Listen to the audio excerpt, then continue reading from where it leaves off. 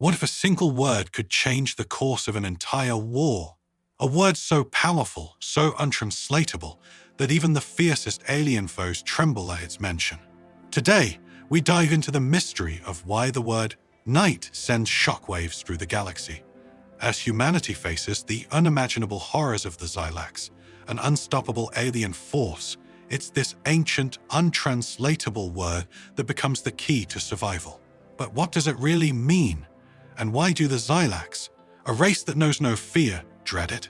Stay with us as we uncover the hidden power behind this word and how it turned the tide of a hopeless war. Prepare to question everything you thought you knew about language, courage, and the essence of humanity. I'm sure you all have seen the casualty rates the Confederation has endured in every confrontation with the Zylax. The numbers haunt me still. Entire army groups were gone in a matter of scant hours, overwhelmed and torn apart. Armored divisions disintegrated by bio-titan weaponry. Our garrisons ground to bloody chunks by relentless advances of their warrior forms, and our fleets gutted and torn to scrap metal on the orbit of every world we defended by fleets that darkened the stars and clogged the sky. The Zylax do not bargain and do not engage in diplomacy other than the absolute surrender of the invaded species. They harvest the biological material of the living to create more of their own. They are monstrous and engage in any type of warfare that might provide a tactical advantage. They feel no fear, but they understand it well enough to abuse psychotropic gas terror tactics and the targeting of civilians and the wounded for maximum psychological effect. When we were told a new race, humanity, would join the fray, we were all less than enthusiastic. What was one young race more to throw to the meat grinder of war? A few more ships to buy ourselves some extra minutes for the evacuation of civilians and wounded. Barrack talk is corrosive when morale is low. We began to wager on how long would mankind stand and fight before running scared back to their home system and awaiting extermination. How many hundreds of 1,000s they would waste in this hopeless war. The bets were as depressing as our chances of making it to the next day. And then they came. The Zylax threw their first ground assault over Copernicus, and the 17th Army Group was ordered to win time to delay them by any means necessary. We had been given human reinforcements who called themselves the Fifth Order, whatever that meant. Apparently, they had a seasoned commander from the last interhuman war of unification. We couldn't care less. Well, I'm sure the Zylax cared even less at first. That is, if any of you has been lucky to never see those thrice-cursed bastards go to war, I bless your minds, my kinsmen, the Zylax, are unnatural, while our current investigations point to them being a heavily genetically modified race from before the foundation of the Confederation. We didn't know nor care of their origins. That day, they swarmed with their infantry, fear-inducing bioforms of flesh and bone created from every biological form they killed, captured and harvested with graft weapons and enhanced and modified for war. Behind them came their spider tanks and heavy, super-heavy armor that crushed the ground on grav engines. Their lightest armor dwarfed our heaviest. Their bio-titans could take battalions by themselves, and their ships would lay brutal orbital fire, uncaring of friendly fire or civilian casualties to them. We were more flesh to harvest for them to create new warrior forms for war. And so they came firing corrosive bolts of acid that ate tanks and bunkers, beams of catalytic energy to melt and bubble flesh and bone. And then they came with sharp and blunt appendixes made from bio-enhanced bone like saws, blades, spikes, and mauls to butcher, kill, harvest, and feed. I had seen enough friends die to know how dangerous, how unattainable the defense was. Still, 20 million life forms counted on us holding the line, so we tried. I swear to you, we did try, with our heaviest armor anchored behind defensive positions and plasma shields, with artillery enough to level mountains and war striders that dwarfed the buildings of the cities. We defended. We fought with all we had, 100 species ready for war. Plasma and laser weapons at the ready, servo armor, clean and prepared. Trenches dug and men on their stations. We engaged them at ZO 712, local hour. Our lines began to break at 0823, local hour. The perimeter was broken at 9:01. Local hour, 10 minutes longer than the most generous predictions gave us.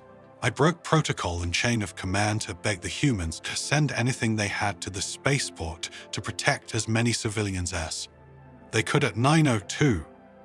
I'm sure you all have read the transcript of my court-martial. Yes, I did shoot my superior officer because he refused to swallow his pride and asked for help. Yes, I regret nothing. The humans responded at 9:03 with one single communication on an open channel understood at Kida command. Starfall has been authorized. Night's on their way. Look to the heavens. We're coming. So I looked up to the sky. I didn't know what that word meant. Night. The translator did not render a definition, but a simple explanation. Mounted solider in armor that glitched to someone devoted to a cause. At the moment, I couldn't care less. Then I saw it in the sky. Have any of you ever seen an actual meteor shower? A real one, not the hollow fictions. Then you have seen what I saw, hundreds of points of flame and light descending from the heavens like fine rain, like legends form a doomed era. I remember thinking how few they were, and how little strength they had to offer, and yet I was amazed. They had thrown themselves into the fires of the 9 hells, willing and able, and their descent brought some fire into my men who dug down and refused to give another inch until the humans arrived. They came to die with us. The least decency we could offer them was to stay alive until they got there. I managed to get lines reformed and contain the Sillard in a dozen breaches along the entire perimeters. When the human commander requested coordinates for what he called nightfall, I did not know what that was, but I gave him the breaches. Understood. He said, laughing, I suppose, at the sheer suicidal wish he had to have braced for impact and clear. Splash area, tyrannies are inbound. I laugh at it too. Splash area, what were tyrannies? I did not know, but I didn't care. At that point, we had breached full with enemy armor, and my forces were beginning to shatter at points, so I proceeded to reinforce those points with everything I had. I remember seeing the Zylax spider tank crawling over the wall at Breach 6, covered in warrior forms and weaponry its thick arachnid legs, bringing it over the wall, spewing fire and death. I fired my pistol because what else could I do? There were Halixians and Tenethians at my side firing all they had upon the thick hide of the beast. We weren't even denting it, but we had run of proper anti-armor. 10 minutes earlier, the previous tank that had breached the perimeter was dead on the other side of the wall thanks to some madly brave private that had ran and jumped on it before detonating 2 full belts of grenades. We didn't have more madly brave privates, and even if we did not have any more grenades of that yield. The tank fired its main plasma accelerator a squad at my left and turned them into half-melted bodies before training it back on us. I remember wondering what death would feel like, and if there really was something after death. Then came the sound like a shrieking that turned into the roaring of some death whirl, a beast evoking something primal within me, an image of scales, claws, fire, and wings that covered the sun, and they landed right on the tank. The shockwave was brutal, sending me to the floor and the warrior form on the tank flying. The tank buckled and fell down. Its armor cracked and shattered, fluids and blood oozing from the impact zones. A strange and eerie silence filled the breach for a moment as I managed to get up and look at what had happened. A lucky orbital round from our fleet and a lucky shoot from their space debris. My answer came from the smoke. There were 5, only 5. They felt like an army covered head to toe in sleek black armor that made them taller than any Felixian or Oroparo. They looked like mythical depictions of gods. The black armor was adorned by marks and sigils I did not understand at the time, and some I still do not, but there was one I could comprehend. The mark of leadership. The first of the figures wore some kind of holographic armor over its power plate, a bright orange flying quadruped reptilian with open wings, a storm raging behind it, its helmet mirrored, that taking on the shape of the head of said reptile. The visor lenses shone on, to the stout of the beast, its ears flourishing into wings of office that adorned the helmet. Its cape flew to the wind almost lazily in deep orange. Yes, it had a cape, an actual cape on a battlefield. I also remember thinking it seemed so stupid when the battle was over, but at the moment, It gave them the semblance of mythical might of having exited some fairy tale for children, where they would slay every monster from beyond the stars, and decided that the Zylax were worthy enough of their wrath to come out of those same fairy tales. And the damnest thing, it wasn't the cape, the decorated armor, or how they had reached us. It was their weapons. They had shoulder-mounted ordnance and weapons slung on their lower back, but their hands held no rifle or long gun, but blades, hammers, and daggers. The leader, the reptile-decorated warrior, had 2 long blades, one in each hand.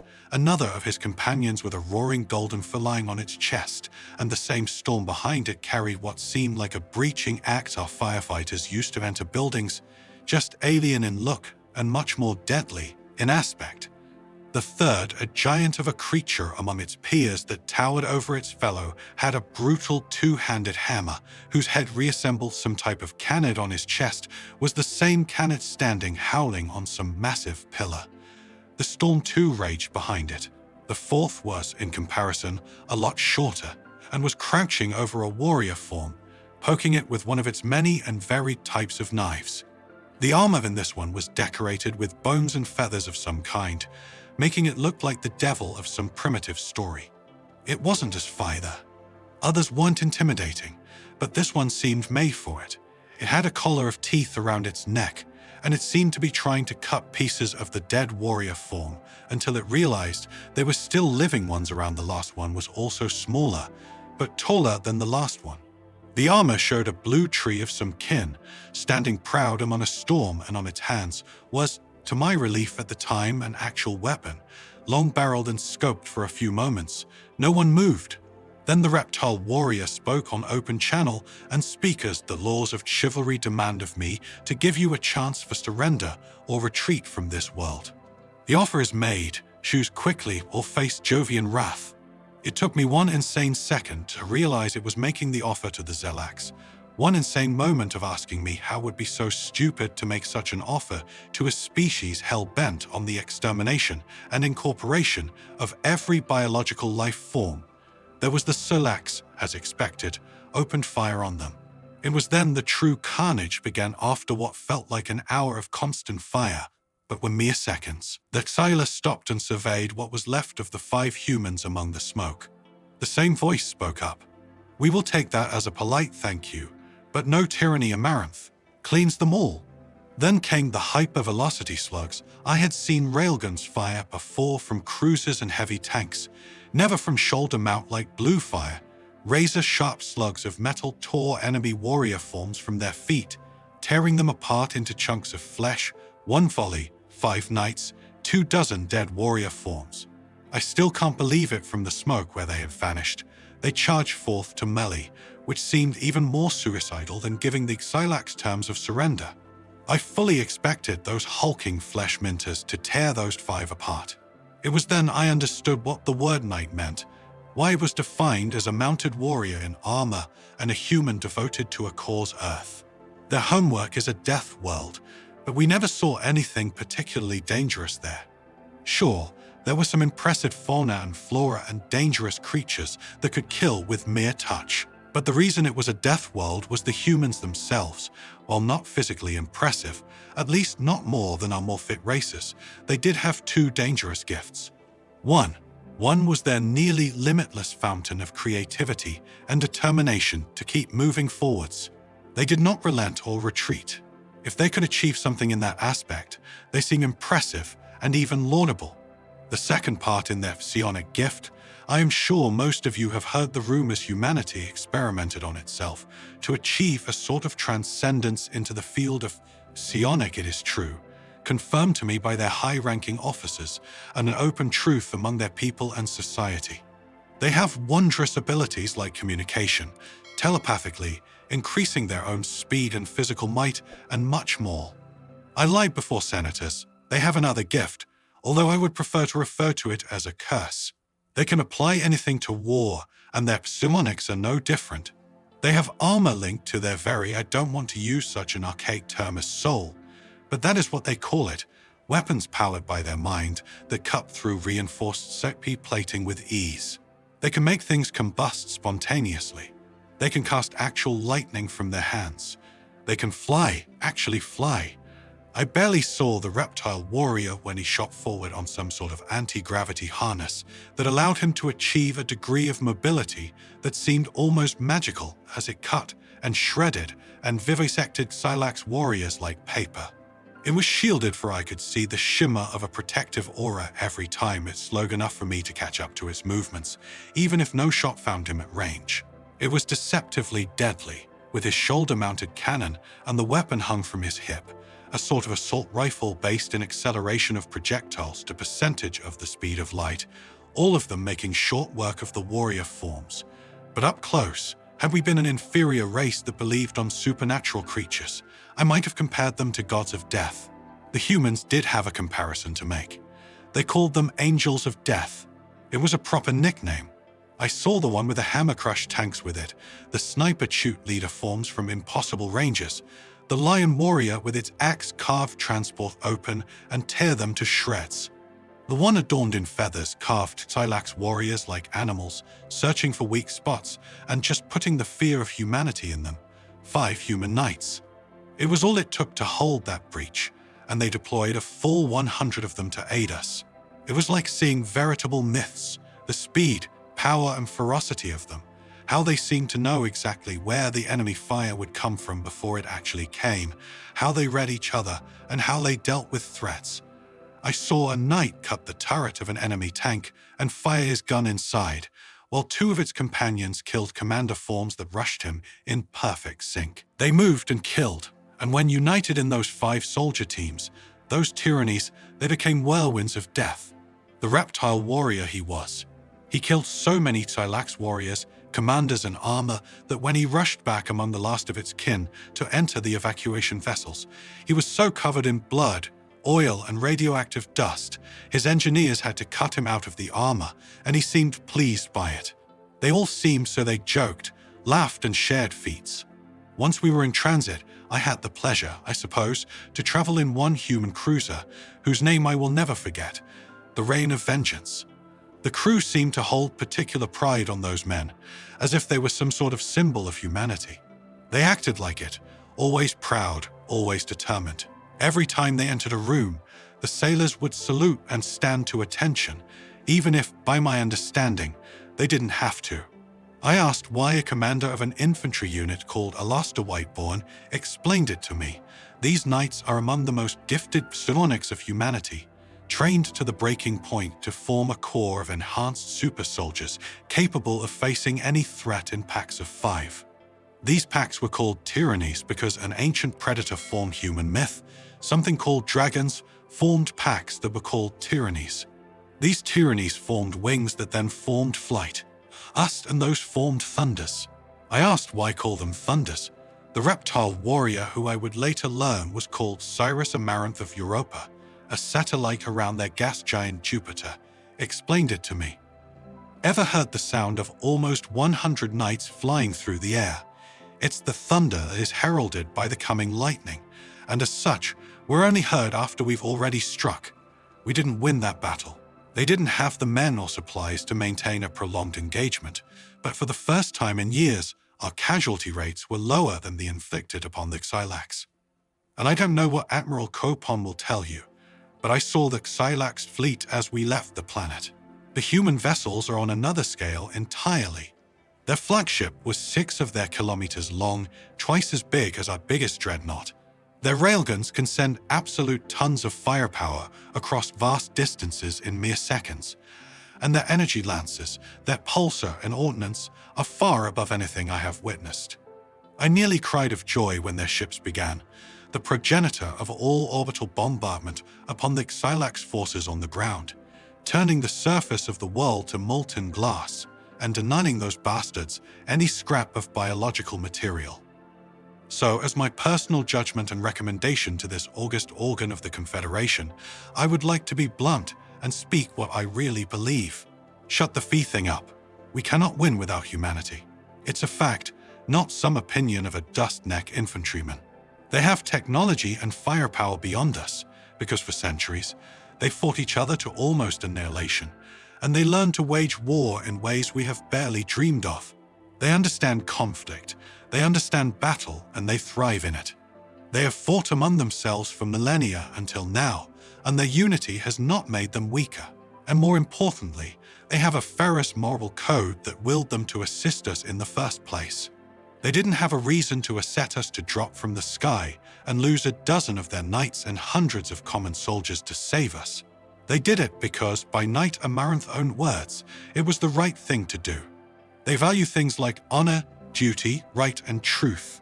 They believe in ideals that, for them, are millennia old and only recently decided to return to the center of their vast society. They fight for what is right and for those that cannot fight for themselves. We need their help, we need their ships, and we need every damn night they have to win this war. They have armies of infantry trained for war and veteran from conflict, battalion of armor that makes our own armor look pitiful and form what I heard and saw their war. Striders are made to conquer continents, all of this coordinated by their psionic gift, their unity, as they call it. They are a fearsome wand war, tested engine of war, and they do not appreciate it when innocent blood is shed. They are hungry for war against such monsters, to fight enemies like those, to engage in pure warfare against something purely evil, and that cannot be reasoned with. Maybe it is not enough, maybe it never was, but for the first time since this massacre began, we made the Zylax hesitate. They have slowed their advance to the southern and northern rim, and their full frontal offense to the mid-rim has stalled. They are building fortresses and defensive networks on conquered and harvested world, something they had never done before, and bringing from dark space some sort of void stations. They fully expect us to go on the offensive with humanity's aid, to strike back now that their momentum has been robbed, and they have been proven beatable. I say, senators, let's not disappoint. Call the reserves, fire up the furnaces of the war industry, open every arsenal we have, lift all restrictions in armaments for the Confederation, and give the humans all the aid we can afford, all the resources and information we have on the enemy, and let them do what humanity has. A history proving they excel at what I saw during the weeks of transit back here to this August organ, reading every history book on mankind, formed their world wars, to the eugenic crusades to the unification. Of the moons, the Kuiperian Blitz and the massacre of the Inner Belt, from the rise of the Hierophant's court to the Dragonfall and the Dragonrise battles, from the First War of Sol to the Third, from the cry of the blood of Mars to the War of Cinders, from the breaking of Luna to the defense of Earth killing monsters. Field Marshal Yudici, during the Senate session, spoke for the inclusion of the authority of Sol to the Confederate Armed Forces during the 10th year of the Zylax invasion. After this, Lord Commander Cassandrane Leonatos was given command of the Easter Front, while her husband, Lord Cyrus Amaranth, took overall command of the Northern Rim. As history would prove, those were the most effective fronts and the only ones to eliminate a Zylax ward form. The word knight, a symbol of honor, strength, and an unbreakable will, proved to be more than just a name. It was a beacon of hope, a rallying cry, and a declaration of defiance in the face of annihilation. As we've seen, even the most advanced alien races are not immune to the power of human resolve, embodied in this single untranslatable word. But the story doesn't end here. What other secrets does humanity hold? What other words, concepts, or ideas could shape the future of our galaxy? Keep watching, because in the universe of sci-fi humanity, the next revelation is just around the corner. Don't forget to like, subscribe, and stay curious. There's so much more to uncover.